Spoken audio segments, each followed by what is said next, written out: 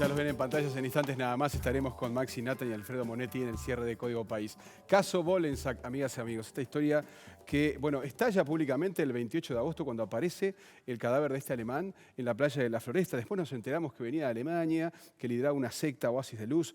Después nos damos cuenta que su esposa y su empleada habían desaparecido de la faz de la tierra. La investigación se lleva adelante, por supuesto, y Código País pudo investigar en las últimas horas que Wolensack tenía una hija que vivía en Ecuador, que a través de un abogado se comunicó con la justicia uruguaya para saber qué había pasado con su padre por el tema de la muerte y otras cosas también que ya vamos a estar conversando con ustedes también.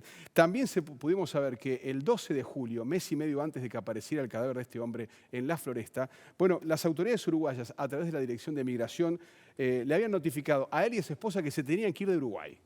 Así que otro detalle nuevo sobre el escenario de los celulares hablamos después, Antonio. Vaya historia esta, ¿no? Vaya historia, Aldo. Exacto. Bueno, así estamos titulándolo. El enigma de la secta Oasis de Luz. Oasis de Luz porque es el nombre de la secta.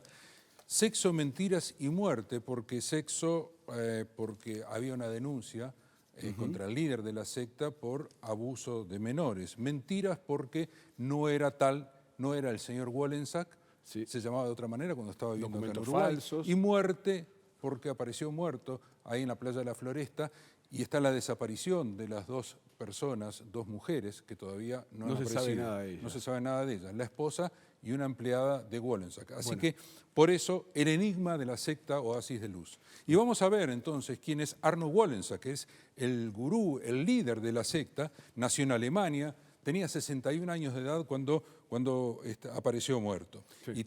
¿Quién era su mujer? Claro, su mujer era Julie Elizabeth Rabel, conductora de la secta, también estaba casada con Wolensack, una mujer muy culta, hablaba español, inglés, alemán.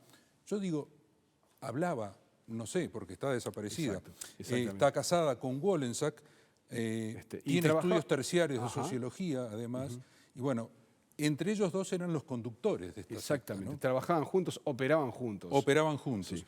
Eran los líderes de la secta Lichtstraße, Oasis de Luz, Lichtstraße en alemán, los dos son alemanes. Así que bueno, esposos, líderes de la secta, estaban viviendo acá en Uruguay. Sí, él era el gurú, ¿y ella? Y ella a su vez, digamos, ella era la medium, claro, la que daba la parte, digamos, espiritual de la secta. Ella la que mediaba con el espíritu Ramta, claro, el iluminado. Ella la que traía a los integrantes de la secta. En el mejor momento de esta secta en Europa había unos 40 seguidores. Era una secta, digamos, pequeña, pero calificada. 40 seguidores, se llamaban la familia, se autodenominaban la familia. Los esposos eran los líderes y eran los que tenían el control sobre estos 40 seguidores de la secta. Y el contacto directo. Y después, cuando nos ponemos a hablar de esta familia, ¿no? Hablamos también de bienes, de dinero. Sí, porque además quienes participaban de la secta tenían muchos bienes y los tenían que ceder a quien, a Wolensack y a su esposa. Se dieron por millones de euros, sí, propiedades, dinero en efectivo, es decir, había mucho dinero en danza, sí, lo que estaba allí manejándose en Europa. Y hay que ver en qué lugares. Las propiedades, ¿en dónde? En Francia, sí, en la isla de Man, en el mar de Irlanda, allí cerca de Inglaterra. Y eso era llamativo también porque, bueno, ahí se está moviendo muchísimo dinero. Y eran lugares que eran paraísos fiscales. En efecto, también. Y además los lugares en los que vivieron también. Bueno, vivieron en Austria, o sea, la secta estuvo viviendo en Austria, estuvo en Portugal, en Belice, y ahí es donde se disuelve la secta, es porque aparece la primera denuncia contra Wolensack por abuso sexual de parte de una joven que incluso escribe un libro. Fíjense que a esa joven desde los 13 años la estuvo violando Wolensack. Una historia brutal, realmente. Una historia brutal. Bueno, amigas y amigos, y una de las preguntas que uno se puede hacer, ¿no? ¿Por qué se fueron de Alemania? Vamos a ver este informe que tenemos también preparado para ustedes.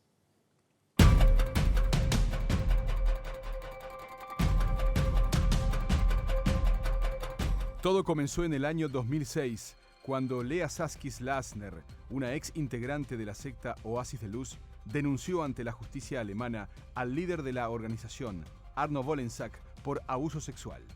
Un año antes, la joven publicó un libro donde cuenta lo ocurrido. Los abusos habían empezado en 1994, cuando Lea tenía 13 años y vivía con la secta. Tras la denuncia, Wolensak y su esposa Julie Ravel fueron acusados de abuso sexual de menores en calidad de autor y cómplice respectivamente, por lo que en el año 2007 la pareja resolvió huir de Alemania. Primero, viajaron a Ecuador, donde vivía la exmujer de Wolensak y su hija.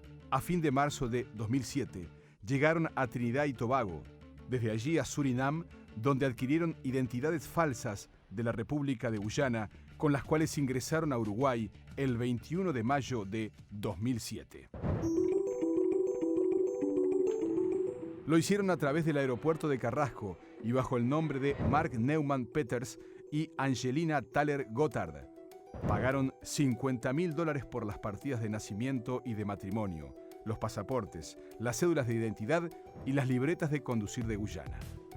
Al arribar a nuestro país, vivieron un mes en el Hotel Balmoral, luego alquilaron un apartamento en Pocitos y a fines de 2008 se fueron a Solimar Norte. Ese año compraron un campo en Solís de Mataojo, La Valleja. Años después se afincaron definitivamente en la zona de Los Cerrillos, acá cerca del parador Tajes, donde compraron 2 padrones a orillas del río Santa Lucía. Para obtener la residencia legal en nuestro país, no dudaron en utilizar sus documentos falsos. Así sacaron las cédulas de identidad uruguayas, pasaportes, libretas de conducir, de tenencia de armas y la documentación para la compra de inmuebles y vehículos.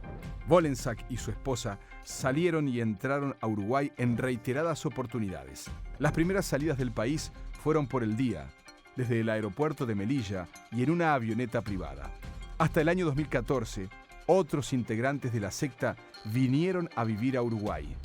Entre ellos, Úrsula Frey, madre de Lea Saskis Lassner, la joven que había denunciado a Wolensak en Alemania en el 2006. Todos obtuvieron la cédula de identidad uruguaya. Según los registros de migración, Anita Maurer fue la última integrante del grupo en llegar a Uruguay. Lo hizo con pasaporte alemán procedente de Mallorca, España, lugar donde residía. Anita Maurer es la madre de Caterina Meredith, otra de las víctimas de Wolensak, que también denunció a la secta y a su líder por abuso sexual. La pareja alemana llevaba una vida tranquila y socializaba con sus vecinos de Los Cerrillos. Wolensak se relacionaba con empresarios uruguayos de diversas áreas y solía concurrir a un club de tiro céntrico.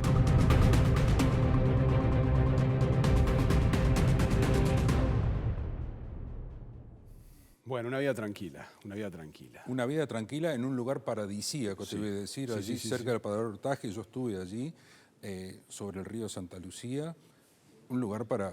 Sabían lo que buscaban, ¿no? Para quedarse a vivir tranquilos. Totalmente. Pero no vivieron tranquilos. Bueno, y nos parece importante lo que viene a continuación, amigas y amigos, porque son las declaraciones ante la justicia de Wolensak, ¿no? Sí. Que es importante hacer este apunte. Más allá de las graves denuncias que habían en su contra, recién brindan alguna declaración en Uruguay. Sí, cuando la justicia uruguaya los detiene por portación de documento falso. Y en verdad allí surge la denuncia que hizo la hija de Anita Maurer de abuso sexual. Entonces, la única vez que Wolensak dice ante la justicia, o sea, declara ante la justicia de qué se trataba esas denuncias y se defiende, es ante la justicia uruguaya.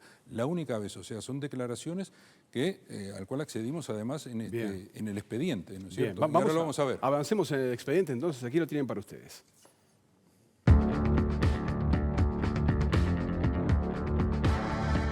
Habían pasado 8 años desde el arribo de la pareja alemana a Uruguay, y los prófugos seguían viviendo como Mark Neumann y Angelina Thaler, sus identidades falsas, compradas en Surinam.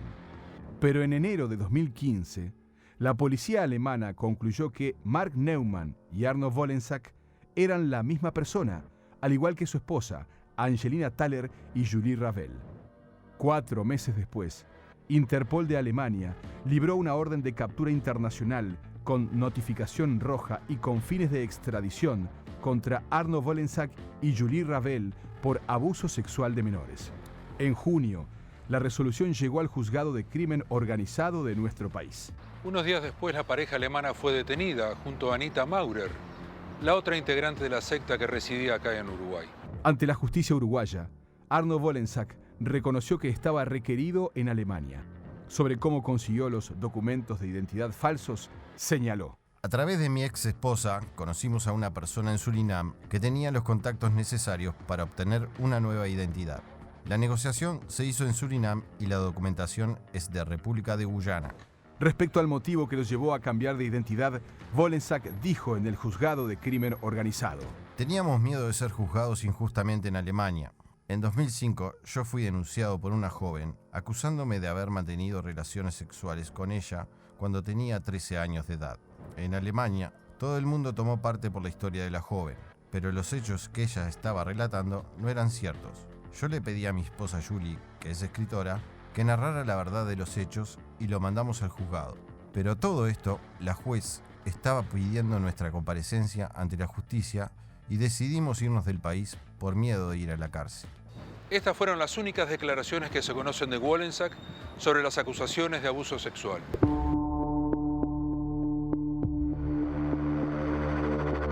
Ante la jueza Adriana de los Santos, el líder de la secta también dijo: mis medios de vida son por dinero que tenemos, que yo recibía de una renta de una fundación de Suiza, Erzuli, además del dinero de una renta de un campo que tenía en La Valleja, que luego lo vendimos, y además tengo 2 padrones más de ese campo, y acciones de un padrón donde vivo. Hoy tengo unos $35.000 y unos 230.000 pesos en una cuenta en el banco. Al ser repreguntado sobre la forma en que obtuvo el dinero para comprar los inmuebles, Wollensak dijo: nos lo regaló una amiga nuestra ese dinero. Fue parte de una herencia. Ella lo depositó en una cuenta de una fundación de Liechtenstein, que nos giraba a nosotros mensualmente una renta a través de un banco en Uruguay. Mi amiga había depositado aproximadamente $1.200.000 en el año 2007. Julie Ravel, la esposa de Wollensak, admitió en la sede judicial que ambos estaban requeridos por la justicia alemana. Por su parte, Anita Maurer, la otra persona detenida, declaró que ella era empleada de la pareja alemana que los conocía desde hace más de 30 años y que siempre los conoció como Angelina y Mark. Pero al día siguiente cambió su declaración y reconoció que sus nombres verdaderos eran Arno y Julie. La indagatoria judicial derivó además en una investigación por presunto lavado de activos por parte de los líderes de la secta.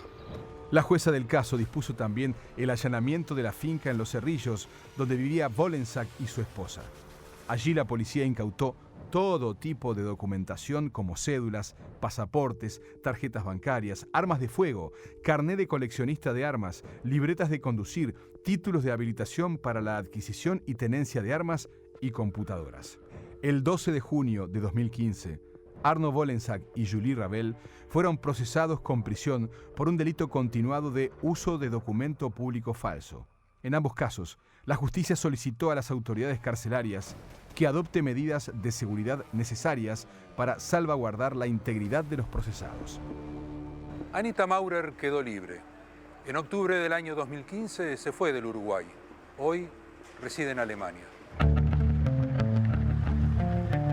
Durante el tiempo que la pareja permaneció en prisión, la casa de Wollensak en Los Cerrillos quedó a cargo de Úrsula Frey, nacida en Suiza, también integrante del grupo. Wollensak y su esposa quedaron libres luego de casi 4 meses de prisión. La justicia uruguaya negó la extradición de la pareja a Alemania por considerar que el delito por el cual se lo acusaba había prescripto. Una vez fuera de la cárcel y durante casi un año, vivieron con sus verdaderas identidades, aunque sin documentación ninguna. Como todos sus bienes habían sido adquiridos con sus nombres falsos, legalmente ya no eran propietarios de nada y la falta de dinero efectivo complicó su situación económica. El pasado 27 de agosto, Arno Wollensak apareció muerto aquí, en esta playa del balneario de La Floresta. Estaba atado con precintos, esposas policiales y una bolsa de nylon alrededor de la cabeza. Según el informe forense, la muerte había ocurrido entre 48 horas y una semana antes de que apareciera su cuerpo. No tenía signos de violencia y tampoco había registro de huellas. Desde ese momento, se constata que su esposa, Julie Ravel y Úrsula Frey, estaban desaparecidas.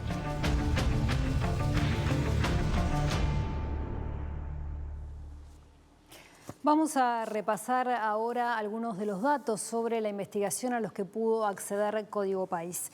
2 meses antes de que Arnold Wollensak apareciera allí en la Floresta muerto, la pareja alemana había recibido en su casa un aviso, una notificación del Departamento de Migraciones, en el cual se les notificaba de la cancelación de sus residencias legales en nuestro país. Recordemos, como decía el informe recién, que habían ingresado a nuestro país con documentación falsa.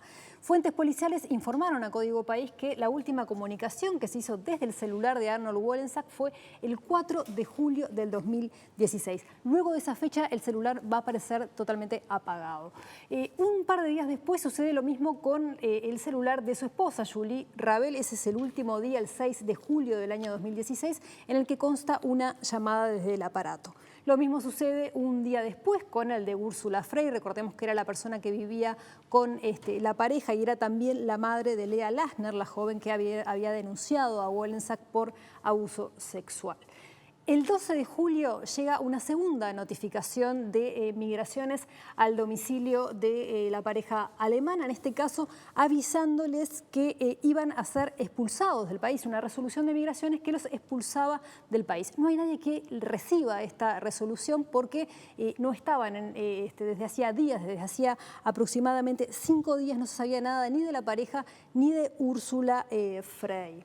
Finalmente, el 28 de agosto del año 2016, como ustedes saben, Arnold Wollensak apareció muerto allí en la Floresta. Esto fue 2 meses después de aquella primera notificación de migraciones y hoy tanto su esposa Julie Rabel como Úrsula Frey permanecen desaparecidas y el caso continúa sin ser resuelto. Aldo. Dale, Gabriela, muchas gracias. Y bueno, amigas y amigos, como ya lo comentamos al comienzo, dentro de lo que tiene que ver con la investigación y lo que hemos podido averiguar, la hija de Wollensak, su única hija, bueno, se ha puesto en contacto a través de un abogado uruguayo con la justicia de nuestro país, bueno, indudablemente para saber cuáles son sus derechos y qué ha dejado, ¿no? Las propiedades. Indudablemente hay un interés sucesorio en todo esto. Sí, de alguna manera eso es lo que está ocurriendo. Bueno, al día siguiente de haber encontrado el cuerpo, y esto fue un elemento que llamó muchísimo la atención a los investigadores, un hombre se presentó ante la policía para decir que conocía a Wollensak y que además había hecho negocios, que le había comprado la chacra en Los Cerrillos, había comprado 2 vehículos. Esta persona primero declaró ante la justicia como testigo protegido y luego quedó como indagado. Debo decir además que Wollensak era insulino dependiente, era diabético y también ese es un elemento que está siendo investigado por la justicia y por los forenses. Bien, y también decirles que la justicia uruguaya le pidió a la justicia de Alemania, bueno, que enviara un exhorto, envió la justicia uruguaya, para que en Alemania le tomen declaración a Anita Maurer, ex integrante de la secta y madre de Lea Lassner. Una situación bastante confusa, porque la joven fue la que, ya lo explicábamos, denunció el abuso sexual. De todas formas, la señora, la madre de esta joven, vivió durante casi un buen tiempo con el líder de la secta, sí, ¿no? Más allá de la denuncia, con ellos, ¿no? Totalmente. Sí, vivía con ellos. Y también envió un exhorto a la justicia de Suiza, esta vez para saber, para tener información sobre Úrsula Frey, que tiene nacionalidad suiza, que continúa desaparecida, es decir, es la persona que está desaparecida junto con Julie Rabel. Pero además, Aldo, tenemos que recordar que el pasado 6 de octubre, 8 personas, entre los que se encontraban el actual poseedor de la chacra, o el que dice que es poseedor de la chacra, los caseros, 3 policías, fueron detenidos e interrogados por la justicia. El juez Marcos Seijas, que es el que tiene a su cargo esta investigación, está en el juzgado de Atlántida. Bueno, los dejó libres. Quedaron todos en libertad. Sin perjuicio. O sea, la investigación continúa. Bueno, Antonio, ponemos punto final por acá, ¿te parece? El enigma de la secta Oasis de Luz continúa. Bueno, y si nos acompañan para el cierre de hoy de Código País, le voy a dar la bienvenida